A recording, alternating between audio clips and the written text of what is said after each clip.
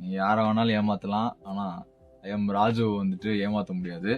சந்திரமுகியில் எப்படி என்ன பண்ணுவாங்க, அந்த சந்திரமுகி ஜோதிகா வந்துட்டு அந்த கோலத்துக்குள்ள உட்காந்துட்டு இருப்பாங்க. ரஜினி சார் அங்க நின்றுட்டு இருப்பாரு.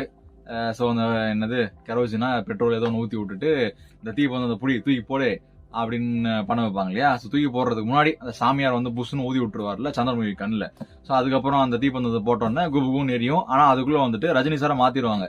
ரஜினி சாருக்கு பதிலாக ஒரு சிலை அங்கே வந்துடும். நம்ம செந்தில் சரக்குன்னு இழுத்து விட்டுருவாரு. இந்த சீன்லாம் வரும் இல்லையா.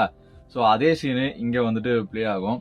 சந்திரமுகி இடத்துல கேரக்டர்ஸ் இருப்பா. அப்படி ரஜினி சார் இடத்துல அந்த குழந்தை இருக்கும். ஸோ பேசிக்கா கேரக்டர்ஸ் கண்ணில் மண்ணை தூவி குழந்தைய மாத்திடுவாங்க. ஆனா நான் என்ன இழுச்ச வாயிலுவான்னு சொல்லிட்டு கேரக்டர்ஸ் வந்து கண்டுபிடிச்சிருவாங்க. சந்திரமுகி பாவம், அது பேய் தானே. ஆனா கேரக்டர்ஸ் சும்மாவா.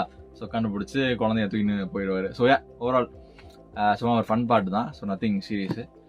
So fantastic first steps. So